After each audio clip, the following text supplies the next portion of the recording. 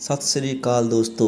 ਇੱਕ ਬਾਦਸ਼ਾਹ ਆਪਣੇ ਘੋੜਿਆਂ ਦੇ ਕਾਫਲੇ ਵਿੱਚ ਆਪ ਵੀ ਘੋੜੇ 'ਤੇ ਬੈਠਾ ਇੱਕ ਪਿੰਡ ਵਿੱਚੋਂ ਗੁਜ਼ਰਿਆ ਸੀ ਕਿ ਕੱਚੀ ਫਿਰਨੀ ਦੇ ਕੁਝ ਗੁਜ਼ਰੀਆਂ, ਜਿਨ੍ਹਾਂ ਵਿੱਚ ਇੱਕ ਬਜ਼ੁਰਗ ਔਰਤ ਅਤੇ ਬਾਕੀ ਜਵਾਨ ਮੁਟਿਆਰਾਂ ਸਨ। ਸਿਰ 'ਤੇ ਦੁੱਧ ਦਹੀਂ ਦੇ ਮਟਕੇ ਚੁੱਕੀ ਜਾ ਰਹੀਆਂ ਸਨ।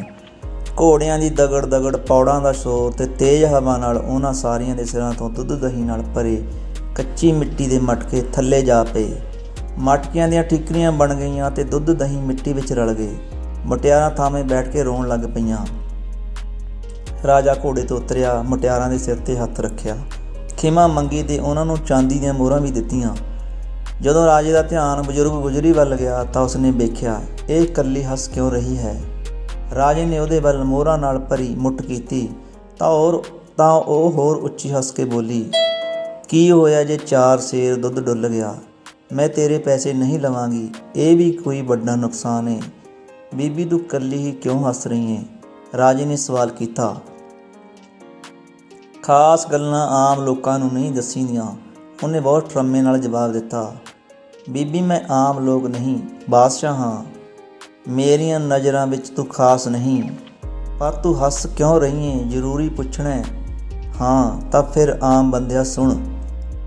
ਜਿਸ ਰਿਆਸਤ ਵਿੱਚ ਮੈਂ ਜਵਾਨ ਹੋਈ, ਉੱਥੋਂ ਦਾ ਬਾਦਸ਼ਾਹ ਬੜਾ ਕਮੀਨਾ ਸੀ। ਹਰ ਨਵ ਵਿਆਹੀ ਨੂੰ ਮੁਕਲਾਵੇ ਵਾਲੀ ਰਾਤ ਉਸ ਕੋਲ ਕੱਟਣੀ ਪੈਂਦੀ ਸੀ, ਪਰ ਮੇਰੇ ਪਤੀ ਨੇ ਸਾਡੇ ਵਿਆਹ ਦੀ ਭਿਣਕੀ ਆਵਾਜ਼ ਸਾਨੂੰ ਨਹੀਂ ਪੈਣ ਦਿੱਤੀ। ਸਾਡੇ ਇੱਕ ਪੁੱਤਰ ਪੈਦਾ ਹੋਇਆ ਤੇ ਫਿਰ ਮੇਰਾ ਪਤੀ ਲਾਮ ਨੂੰ ਕਮਾਈਆਂ ਕਰਨ ਚਲੇ ਗਿਆ। ਪਿੱਛੋਂ ਬਾਦਸ਼ਾਹ ਤੱਕ ਮੇਰੇ ਹੁਸਨ ਦੀ ਖਬਰ ਪੁੱਜ ਗਈ ਤੇ ਉਹਦੇ ਨੌਕਰ ਮੈਨੂੰ ਜਬਰੀ ਚੁੱਕ ਕੇ ਲੈ ਗਏ ਅਤੇ ਮੈਂ ਇੱਕ ਸਧਾਰਨ ਔਰਤ ਬਾਦਸ਼ਾਹ ਦੀ ਰਖੇਲ ਬਣ ਗਈ। ਤੇ ਫਿਰ ਕਈ ਵਰ੍ਹੇ ਬੀਤ ਗਏ। ਮੇਰਾ ਪਤੀ ਕਈ ਵਰ੍ਹਿਆਂ ਪਿੱਛੋਂ ਜਦੋਂ ਕਮਾਈਆਂ ਕਰਕੇ ਘਰ ਮੁੜਿਆ ਤਾਂ ਉਹਨੂੰ ਪਤਾ ਲੱਗਾ ਕਿ ਘਰ ਉੱਜੜ ਗਿਆ ਹੈ।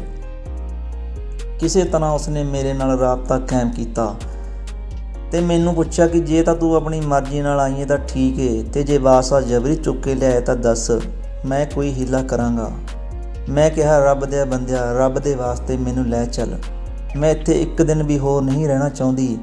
ਤੇ ਫਿਰ ਮੈਂ ਉਹਨਾਂ ਦੱਸਿਆ ਕਿ ਬਾਦਸ਼ਾਹ ਹਰ ਮੰਗਲਵਾਰ ਦੀ ਰਾਤ ਇੱਕ ਪਹਾੜੀ ਜੰਗਲ ਦੀ ਕਿਸੇ ਇਕਾਂਤ ਥਾਂ 'ਤੇ ਗੁਜ਼ਾਰਦਾ ਹੈ ਤੇ ਮੈਂ ਉਹਦੇ ਨਾਲ ਹੀ ਹੁੰਦੀ ਹਾਂ, ਤੇ ਸਾਰਾ ਪਤਾ ਟਿਕਾਣਾ ਦੱਸ ਦਿੱਤਾ। ਮੇਰਾ ਪਤੀ ਇੱਕ ਰਾਤ ਪਹਿਲਾਂ ਹੀ ਆ ਕੇ ਉਸ ਥਾਂ 'ਤੇ ਲੁਕ ਗਿਆ। ਅੱਧੀ ਰਾਤ ਜਦੋਂ ਬਾਦਸ਼ਾਹ ਘੂਕ ਸੁੱਤਾ ਪਿਆ ਸੀ, ਪਹਿਰੇਦਾਰ ਸੋ ਰਹੇ ਸਨ, ਤਾਂ ਮੇਰਾ ਪਤੀ ਆਇਆ ਤੇ ਉਸਨੇ ਤੇਜ਼ ਧਾਰ ਹਥਿਆਰ ਨਾਲ ਬਾਦਸ਼ਾਹ ਦੀ ਧੌਣ ਧੜ ਤੋਂ ਅਲੱਗ ਕਰ ਦਿੱਤੀ। ਸਾਨੂੰ ਪਤਾ ਸੀ ਕਿ ਬਾਦਸ਼ਾਹ ਨੂੰ ਮਾਰਨ ਦਾ ਹਰਜਾਨਾ ਕੀ ਹੋਵੇਗਾ। ਫਿਰ ਅਸੀਂ ਰਾਤ ਦੇ ਕੁੱਪ ਹਨੇਰੇ ਵਿੱਚ ਜੰਗਲ ਦੀ ਘੁੰਮਣ ਘੇਰੀ ਵਿੱਚ ਫਸ ਗਏ। ਅਗਲੀ ਆਫਤ ਇਹ ਪਈ ਕਿ ਨਾਗ, ਜੋ ਫਨ ਫੈਲਾ ਕੇ ਪੁਕਾਰੇ ਮਾਰ ਰਿਹਾ ਸੀ, ਨੇ ਸਾਡੇ ਰਾਹ ਘੇਰ ਲਿਆ। ਮੇਰੇ ਪਤੀ ਨੇ ਕਿਹਾ, ਤੂੰ ਅੱਗੇ ਨਿਕਲ, ਇਹਨੂੰ ਮੈਂ ਵੇਖਦਾ ਹਾਂ। ਮੇਰੀਆਂ ਅੱਖਾਂ ਸਾਹਮਣੇ ਨਾਗ ਨੇ ਉਸ ਨੂੰ ਇੱਕ ਵਾਰ ਨਹੀਂ ਸਗੋਂ ਕਈ ਵਾਰ ਦੱਸਿਆ ਤੇ ਉਹ ਅੱਖਾਂ ਹੀ ਮੀਚ ਗਿਆ। ਕੱਲੀ ਜਿੰਦੜੀ ਜੰਗਲ ਦਾ ਰਾਹ ਤੇ ਮਾਮਲੇ ਭਾਰੇ ਪੈਣੇ ਹੀ ਸਨ। ਦਿਨ ਚੜ੍ਹਿਆ ਤਾਂ ਡਾਕੂਆਂ ਨੇ ਮੈਨੂੰ ਘੇਰ ਲਿਆ। ਮੇਰਾ ਹੁਸਨ ਵੇਖ ਕੇ ਉਹ ਹੋਸ਼ ਗਵਾ ਬੈਠੇ। ਇੱਕ ਆਖੇ ਮੈਂ ਤੈਨੂੰ ਲੈ ਕੇ ਜਾਵਾਂਗੇ, ਦੂਜਾ ਕਹੇ ਐਡੀ ਸੋਹਣੀ ਤੂੰ, ਇਹ ਮੇਰੀ ਬਣੇਗੀ। ਫਿਰ ਤੀਜਾ, ਫਿਰ ਚੌਥਾ, ਸਾਰੇ ਦਾਅਵੇਦਾਰ ਬਣ ਗਏ। ਝਗੜਾ ਸੁਣ ਕੇ ਉਹਨਾਂ ਦਾ ਸਰਦਾਰ ਆਣ ਟਪਕਿਆ। ਉਹ ਕਿੱਲ ਕੇ ਬੋਲਿਆ, ਨਹੀਂ, ਇਸ ਪਰੀ ਨੂੰ ਕੋਈ ਨਹੀਂ ਲੈ ਕੇ ਜਾਵੇਗਾ। ਡਾਕੂਆਂ ਵਾਲਾ ਕੰਮ ਕਰਦੇ ਹਾਂ, ਇਹਦਾ ਮੁੱਲ ਵੱਟਾਂਗੇ। ਤੇ ਉਹਨਾਂ ਨੇ ਫਿਰ ਬੜੇ ਮਹਿੰਗੇ ਭਾਅ ਮੈਨੂੰ ਕੋਠੇ 'ਤੇ ਵੇਚ ਦਿੱਤਾ। ਮੈਂ ਬੇਸ਼ਬਾ ਬਣ ਗਈ ਤੇ ਫੁੱਲਾਂ ਤੋਂ ਮਲੂਕ ਜਿੰਦੜੀ ਹਫਸੀ ਮਰਦ ਨੇ ਨੋਚ ਨੋਚ ਕੇ ਖਾ ਲਈ। ਸਿਤਮ ਜਰੀਫੀ ਦੀ ਹੱਦ ਇੱਥੇ ਵੀ ਨਹੀਂ ਮੁੱਕੀ। ਇੱਕ ਰਾਤ ਜੋ ਗਾਹਕ ਬਣ ਕੇ ਆਪਣੀ ਹਫਸ ਮਿਟਾ ਕੇ ਗਿਆ, ਉਹਨੇ ਧਰਤੀ ਦੇ ਸਮਾਨ ਕੰਬਣ ਲਾ ਦਿੱਤਾ। ਉਹ ਮੇਰਾ ਉਹੀ ਪੁੱਤਰ ਸੀ ਜਿਸ ਨੂੰ ਮੈਂ 4 ਵਰ੍ਹਿਆਂ ਦੇ ਨੂੰ ਇਕੱਲਾ ਛੱਡ ਆਈ ਸਾਂ।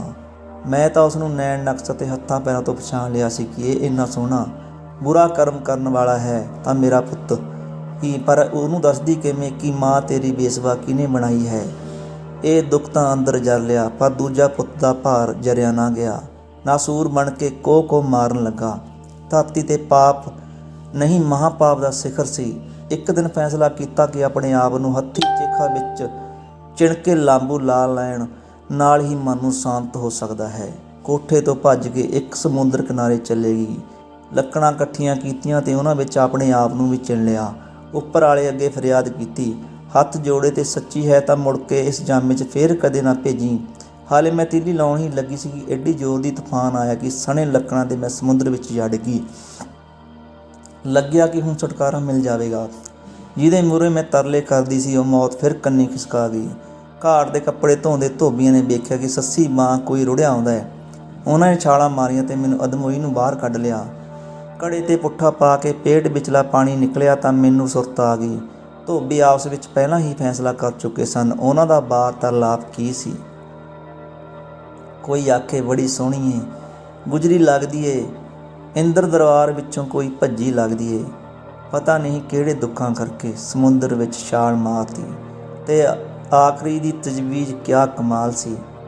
ਕਹਿਣ ਲੱਗਾ, ਗੁੱਜਰ ਦੀ ਤੀਵੀਂ ਮਰ ਗਈ ਏ, ਵਿਚਾਰਾ ਇਕੱਲਾ ਹੈ, ਉਹਨੂੰ ਦੇ ਦਿੰਦੇ ਹਾਂ ਲਿਜਾ ਕੇ, ਸਾਲ ਭਰ ਦੁੱਧ ਹੀ ਮੁਫਤ ਲਵਾਂਗੇ। ਤੇ ਮੈਂ ਇਹ ਤਾਂ ਨਹੀਂ ਦੱਸਣਾ ਕਿ ਮੈਂ ਕੌਣ ਸੀ, ਪਰ ਫਿਰ ਮੈਂ ਗੁਜਰੀ ਜ਼ਰੂਰ ਬਣ ਗਈ। ਪਿਛਲੇ ਸਾਲ ਗੁੱਜਰ ਵੀ ਚਾਲੇ ਪਾ ਗਿਆ। ਤੇ ਕੰਨ ਲਾ ਕੇ ਦਰਦ ਦਾ ਮਹਾਂਭਾਰਤ ਸੁਣਨ ਵਾਲੇ ਰਾਜੇ ਹੱਥੋਂ ਘੋੜੇ ਦੀ ਲਗਾਮ ਖਿੱਚ ਕੇ ਗੁਜਰੀ ਬੋਲੀ, ਤੂੰ ਦੱਸ, ਮਟਕਾ ਤੇ ਦੁੱਧ ਗਿਆ ਤਾਂ ਕੀ ਹੋਇਆ? ਮੇਰਾ ਬੱਚੇ ਹੀ ਪਹਿਲਾਂ ਕੀ ਹੈ? ਤੇ ਤੈਨੂੰ ਲੱਗਦਾ ਨਹੀਂ ਤੂੰ ਆਮ ਬੰਦਾ ਏ?